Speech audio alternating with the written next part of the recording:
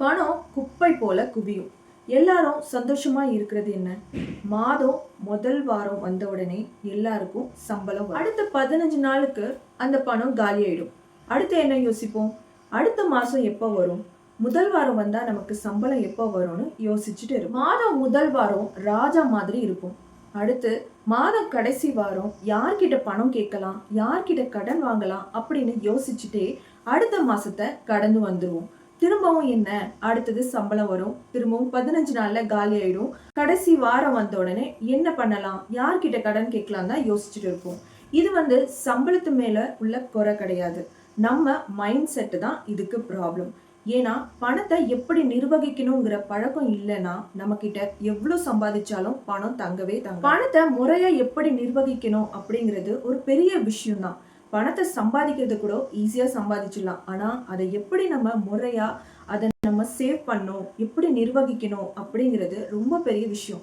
ஆனா அது ஒரு சயின்டிஸ்ட் பண்ணக்கூடிய அளவுக்கு அவ்வளோ பெரிய கஷ்டம் கிடையாது. அந்த பணத்தை எப்படி முறையா நம்ம நிர்வகிச்சு அதை நம்ம செலவுகளை கட்டுப்படுத்துறதுங்கிற சில பழக்கங்களை நம்ம தெரிஞ்சுக்கிட்டாலே நம்ம பணக்காரரும் ஆகலாம். அதே போல மாச கடைசிக்கான ஒரு திண்டாட்டத்துக்கு ஒரு மிகப்பெரிய முற்றுப்புள்ளியை வச்சிடலாம். உங்க வாழ்க்கைய மாற்றக்கூடிய ஒரு 8 விதமான செலவுகளை குறைப்பதற்காகவும் பணவரவை அதிகரிக்கக்கூடியதற்கான பழக்கங்களை தான் பார்க்க. தவறுகளை மட்டும் நம்ம குறைச்சிக்கிட்டாலே போதுங்க, நம்ம கையில தானாவே பணம் தங்க ஆரம்பிச்சிடும்.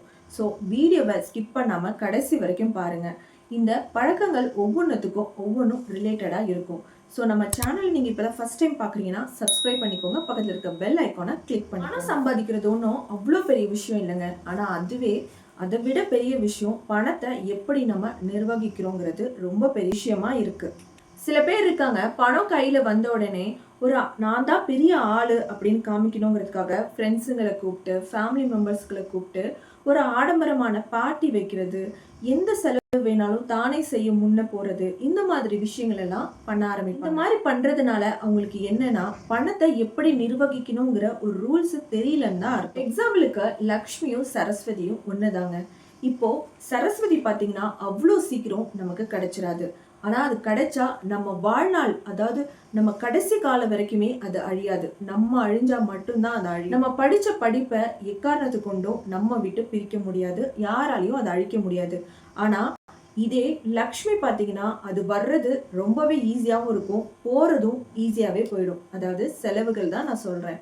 ஸோ ரெண்டுமே நம்ம பார்த்துக்கிற விதத்துல தான் இருக்குது. படிக்கிறதுக்கு ரொம்ப கஷ்டப்படணும், ஆனா கஷ்டப்பட்டு படிச்சோம்னா அது நமக்கு கடைசி வரைக்கும் கூட இருக்கும். இதே லக்ஷ்மி ஈஸியா வர்றதுக்கான வழிகள் இருக்கும், ஆனா அந்த வழி கிடைச்சதுக்கு அப்புறம் அந்த சம்பாதிக்கிற பணத்தை எப்படி முறையா செலவு பண்ணணும், எப்படி முறையா நம்ம கூட தக்க வச்சுக்கணுங்கிறத தெரிஞ்சுக்கிட்டு அதை நிர்வகிக்க ஆரம்பிச்சோம்னா அது நம்ம கூடவே இருக்கும்.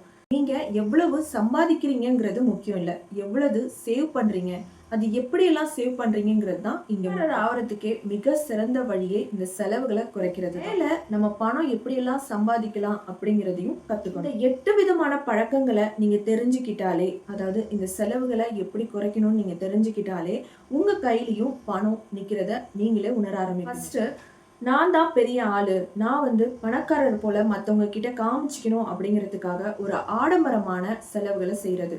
அதாவது அவங்களுக்கு மாச சம்பளம் வந்த உடனே ஃப்ரெண்ட்ஸ்லாம் கூப்பிட்டு பார்ட்டி போகிறது, ஃபேமிலியோட வெளியில் என்ஜாய் பண்ணோங்கிற அந்த ஒரு பழக்கத்தை மாதம் அவங்க வச்சுப்பாங்க. தேவைக்கும் தகுதிக்கும் மீறியான கார் வாங்குறது, பைக்கை வாங்குறது, நம்ம இஎம்ஐல ஃபோன் வாங்கலான்னு சொல்லி ஃபோன் வாங்குறது, இந்த மாதிரி பல அட்வர்டைஸ்மெண்ட்டை பார்த்து அது மூலியமா மயங்கி வாங்குறது பல பேர் இருக்காங்க.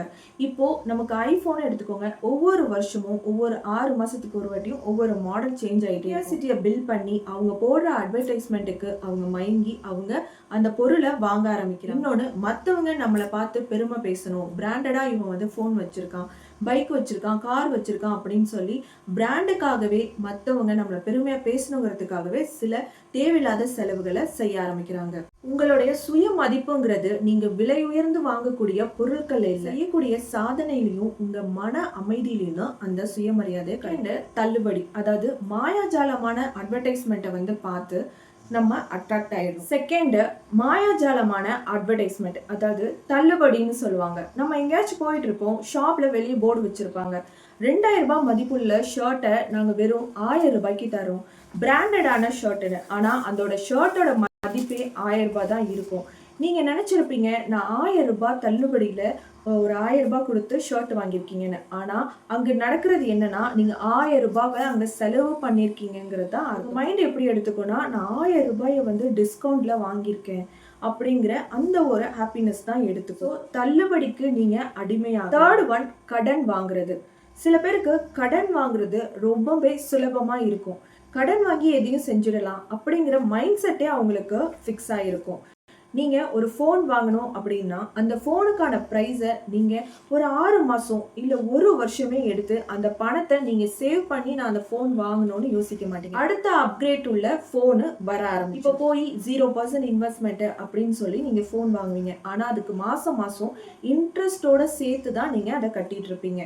ஸோ அந்த மாதிரி கடன் வாங்குறது, அப்புறம் மாதம் மாதம் கடன் வாங்கணும், ஒரு கடன் முடிஞ்சால் அடுத்த கடன் வாங்கணுங்கிற உங்களுக்கு அந்த பழக்கமே என்ன ஆகிடும், ஒரு சங்கிலி போல தொடர ஆரம்பிச்ச வரைக்கும் நீங்கள் கடன் வாங்குறத தவிர்த்துட்டு கடன் இல்லா வாழ்க்கை வாழ நீங்கள் பழக ஆரம்பிக்கணும்.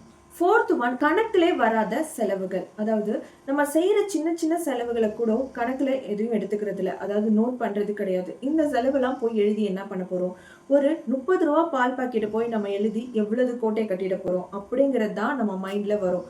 ஆனால் நீங்கள் செய்யக்கூடிய சின்ன சின்ன செலவுகள், அதுவும் டிஜிட்டல் மூலயமா நீங்கள் செய்யக்கூடிய செலவுகள், யூபிஐ டிரான்சாக்ஷன், இந்த மாதிரி QR கோட் ஸ்கேன் பண்ணி பண்ணக்கூடிய எக்ஸ்பென்ஸ் வந்து உங்களுக்கு ஒரு மாதத்துக்கு நீங்கள் பார்த்தீங்கனாலே அதுவே ஒரு அளவுக்கு ஒரு அமௌண்ட்டே இருக்கும். இதை பர்சனலாக நான் உணர்ந்திருக்கேன். அதை குறைச்சி பார்க்கும்போது நமக்கு எவ்வளவு மிச்சமாகுது அப்படிங்கிறத நான் உணர ஆரம்பித்தேன். இந்த மாதிரி டிஜிட்டல் மூலயமா நீங்கள் செலவு பண்ணுறதை கம்மி பண்ணிவிட்டு உங்கள் கையில் இந்த மாதிரி சின்ன சின்ன விஷயங்களுக்கு நீங்கள் செலவு பண்ணுறீங்க அப்படின்னா அதை நீங்கள் கையில் வந்து கொடுத்து பண்ண பழகுங்க. கையில் பணத்தை கொடுத்து செலவு பண்ணும்போது அந்த பணத்தோடைய மதிப்பையும் அது செலவாகக்கூடிய கணக்கும் உங்களுக்கு புரிய ஆரம்பிக்கும். ஃபிஃப்த் ஒன் வந்து செலவு செய்கிறது. அதாவது நான் சோகமாக இருக்கேன், நான் இப்போ வெளியில் எங்கேயாச்சும் ஒரு ஷாப்பிங் போனேன்னா ஓரளவு செட்டு கொஞ்சம் ஃப்ரீயாக இருக்கும் அப்படின்னு நீங்களே உங்கள் மனசை அதுக்கு நீங்கள் கனெக்ட் பண்ணிக்கிறீங்க, எமோஷ்னலாக கனெக்ட் பண்ணிக்கிறீங்க. ஸோ நீங்கள் என்ன பண்ணுவீங்க, இப்போ சேடாக இருக்குன்னா நான் போயிட்டு எனக்கு ஏதோ ஒரு கவலை இருக்குது, நான் போயிட்டு இப்போ பர்ச்சேஸ் பண்ணேன்னா ஷாப்பிங் போனேன்னா எனக்கு கொஞ்சம் ரிலீஃபாக இருக்குன்னு சொல்லிட்டு தேவையே இல்லாத நேரத்தில் தேவையான ஒரு சாதாரண எமோஷ்னலுக்காக நீங்கள் போய் என்ன பண்ண ஆரம்பிச்சிருங்க, பணத்தை செலவு பண்ண ஆரம்பிப்பீங்க. எந்த ஒரு சந்தோஷமோ இல்லை எதையுமே வந்து நீங்கள் எமோஷ்னலாக பணத்து கூட கனெக்ட் பண்ணிக்கலாம். சிக்ஸ்த் ஒன் பார்த்தீங்கன்னா, பட்ஜெட் போடாமல் நீங்கள் செலவு செய்கிற ஒவ்வொரு பணத்துக்கும் நிதி ஆரோக்கியமே இல்லாத ஒரு முறைகேடு அப்படின்னு சொல்லி யாருமே இங்க பட்ஜெட் போட்டு நம்ம செலவு செய்யணும்னு யோசிக்கிறது இல்லை. அப்படியே போட ஆரம்பிச்சாலும் ஒரு மாசம் போடுவோமா, 2 மாசம் போடுவோம், அடுத்தது 3ஆவது மாசம் நோட் பண்றதே விட்டுருவோம். இதெல்லாம் போய் நோட் பண்ணுமா அப்படிங்கிறது நமக்கு கொஞ்சம் ஆரம்பிக்கும். ஆனாலும் நீங்க அதை நோட் பண்ணி ஒரு மாசம் அதை நீங்க கணக்கு பார்க்கும்போது எவ்வளோ நீங்க தேவையில்லாத செலவுகளை வந்து நீங்க பண்ணியிருக்கீங்கிறது உங்களுக்கே ஒரு மனசுல அது பதிய. 1 லட்சம் ரூபாய் நான் சம்பாதிச்சாலும் என்னால ஒரு 500 ரூபாய் சேமிக்க முடியல அப்படின்னு சொல்றீங்க. ஆனா 1 லட்சம் ரூபாய் சம்பாதிக்கிற உங்களால ஒரு 10,000 ரூபாய் நீங்க எடுத்து வைக்கலாம். அப்போ நீங்க என்ன தப்பு பண்ணிட்டு இருக்கீங்கன்னா, தேவையில்லாத இஎம்ஐக்குள்ள மாட்டியிருப்பீங்க, லோனுக்குள்ள மாட்டியிருப்பீங்க. அந்த மாதிரி கமிட்மெண்ட்ஸ்குள்ளே நீங்கள் மாட்டியிருக்கும் போது நீங்கள் எவ்வளோது சம்பாதிச்சாலும் உங்களுக்கு பத்தாது. ஸோ சம்பளம் வந்தோடனே ஒரு சேவிங்ஸை எடுத்து வச்சுட்டு அதுக்கு மேலே அந்த சேவிங்ஸே உங்களுக்கு ஒரு செலவுங்கிற மாதிரி நீங்கள் கணக்கு பண்ணல, நீங்கள் மிச்ச பணத்தை நீங்கள் செலவு பண்ணதுக்கு யூஸ் பண்ணி. ஒன் வந்து சில பேருக்கு ஒரு மிகப்பெரிய ஒரு பேட் ஹேபிட் என்னன்னு பார்த்தீங்கன்னா, ஒரு பொருளை பார்த்தா வாங்கியே தீரணும் அப்படிங்கிற ஒரு ஹேபிட் இருக்குது.